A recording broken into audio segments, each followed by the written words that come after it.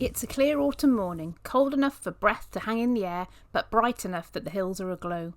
So I've not planned a hike on a map since I was 17 and doing my Duke of Edinburgh's award. That was quite some time ago now. But today is exciting. I found a cluster of old ruins, part hidden in contour lines and tucked away in the folds of a wide valley. On the map it looks perfect, so the plan: hike up, set up, lunch and take it all in. Not a bad start to the walk this morning. The bracken's turning copper, the trees are halfway bare, and there's lots of opportunity to crunch through the fallen leaves. And I met this little guy. He's clearly got some sort of hike planned of his own.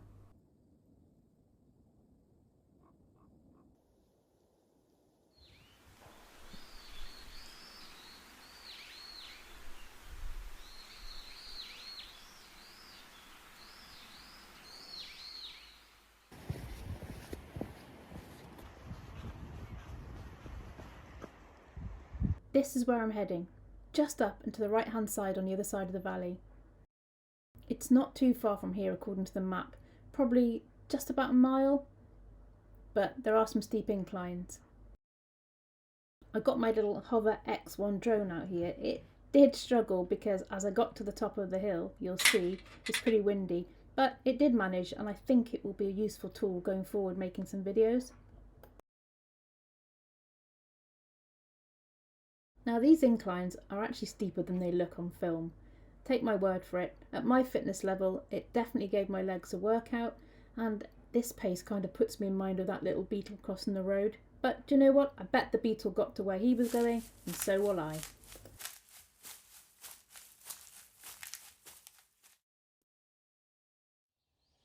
Quick check here of the online map, and yep, it's all going well. Not too far to go at all.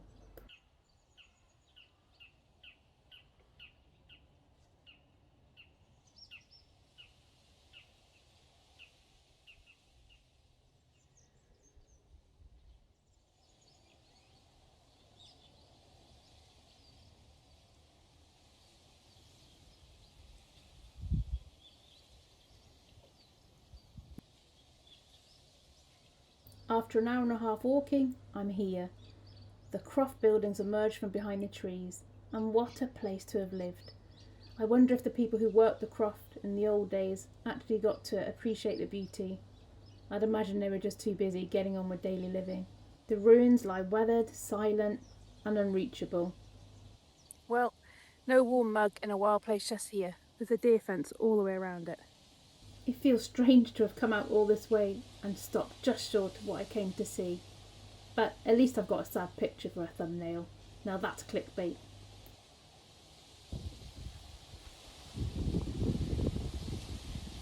But I still need to make a warm mug in a wild place, so I'm going to have to keep moving.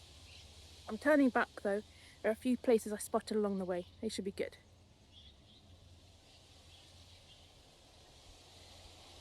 Let's go. On the way back, I'm thinking about a side path that I passed earlier, a narrow deer trail that slipped quietly into the woods just down off the road. I think it will be my new thing to look for potential Plan B spots on my walk to planned places. Does anybody else do that? A final look back, but come on, let's go get some lunch.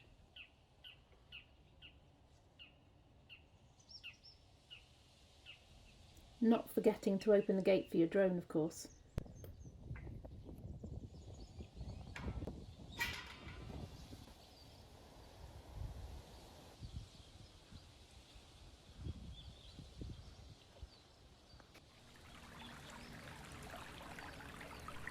This is the place. Moss, ferns, fallen leaves, the sound of running water.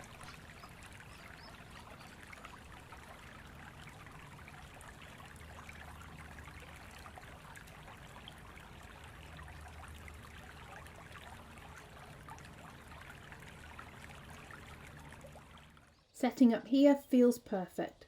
The white noise of the stream, the smell of damp earth, and the sunlight trickling through the trees. It's a hidden gem. It might not be special enough for a map, but it's special.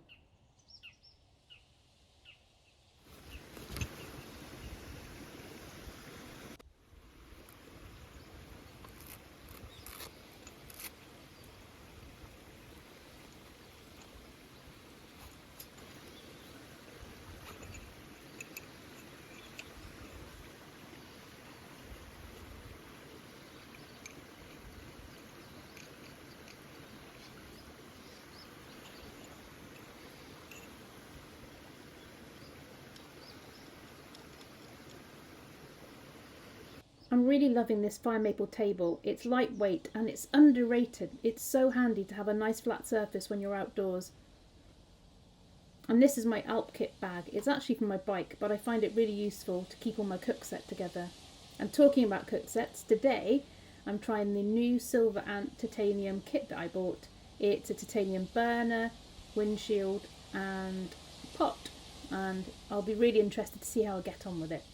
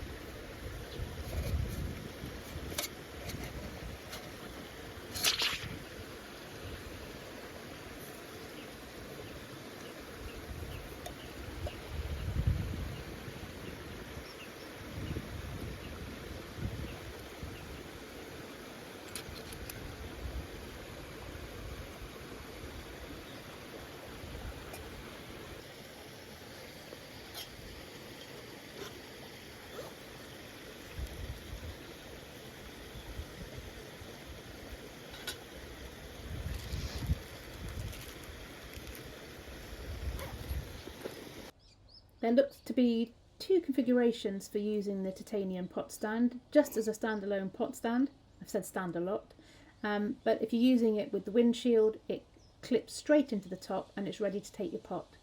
I like that. Simple.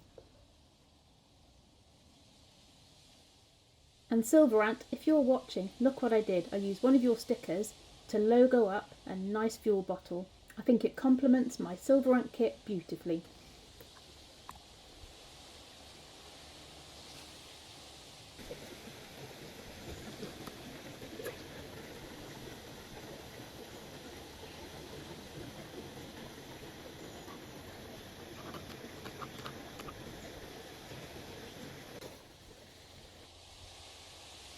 That's it, we're lit. SilverAnt, do your thing.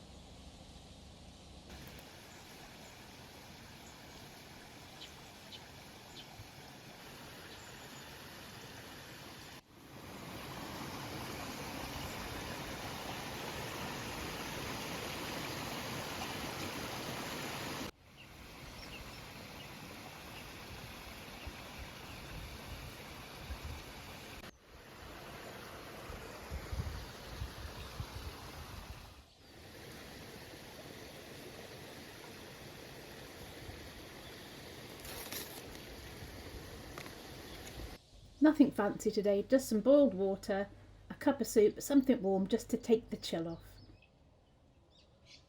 It's amazing how quickly you get cold when you stop walking.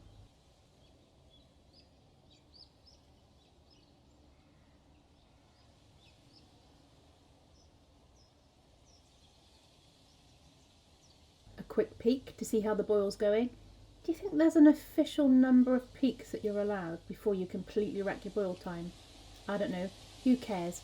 I've got all day and it's lovely out here.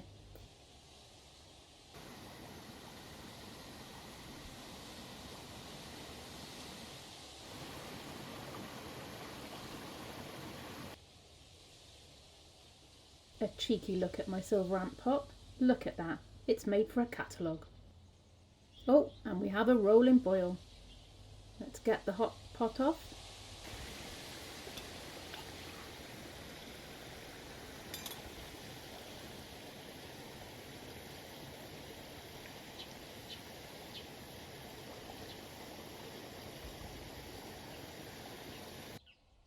There we have it, success. The SilverAnt pot did great. I mean, it's not really windy, so it was difficult to give it a really good test, but I'll take it out another time. Perfect, I'm really happy with that.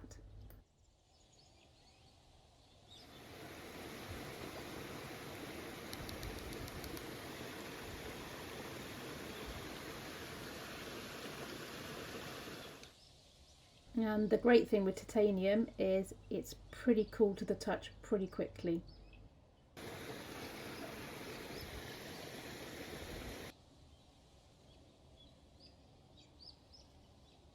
I mean, I love my trangia, but this, if you want something lightweight, seems a really good idea. Obviously, I'm only a beginner and I've got lots of other things to try out, but so far, SilverAnt, pretty happy with your stuff. I'll come back for more. I do love the way the whole kit just nests back into the cup, and of course the fancy bottle that I made. That's it, all packed away and ready for another outing.